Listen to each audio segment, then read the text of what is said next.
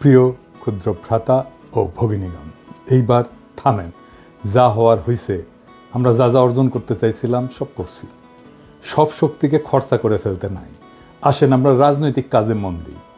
আমার ফেসবুক জয় বাংলা করে দিচ্ছে, পোস্টের পর পোস্ট ভায়োলেন্স উস্কে দিছে, এই অপবাদ দিয়ে খায়া দিছে, আর আমাকে কিছু পোস্ট করতে দেবে না, রেস্ট্রিকশন দিছে আরো 7 দিন।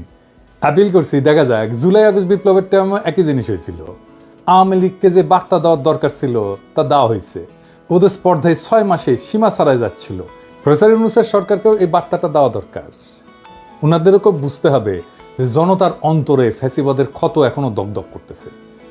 তারা যে কাজটা করতে পারতো তা করতে অনেক দেরি করছে বা দীর্ঘসূত্রিতা করছে। তাই মানুষের মনে এমন ধারণা জন্ম নিছে, যা করার আমাদের নিজেদেরকেই করতে হবে। আপনারা নিজেরা চিন্তা করেন, যেই রিপাবলিক টিভিতে দিনের পর দিন প্রোগ্রাম করা হয়, যেখানে বলা হয় বাংলাদেশ থাকবে না, কোন দিক থেকে বাংলাদেশ কাইটা ভারতের মধ্যে জুড়ে দিবে, ফেনি দিয়ে কি করবে, সেই টিভির বিরুদ্ধে কোনো ব্যবস্থা নিছে বাংলাদেশ সরকারের পররাষ্ট্র দপ্তর থেকে? কিছু বলছে? আমাদের কোন টিভি স্টেশন যদি বলতো ভারতের 7 সিস্টার্স আমরা কাইটা নিব, ওই টিভি চ্যানেল ইন্ডিয়া রাখতে দিত না। প্রথমে সংবাদ পাঠকের চাকরি দিত, তারপর চ্যানেলটারই জয় বাংলা করে দিত ইন্ডিয়া। আর সেই রিপাবলিক টিভিতে প্রফেসর ইউনূসের প্রেস সচিব যায় সাক্ষাৎকার দিতে, মানে ওই জানেও না কোটি যাওয়া যায়।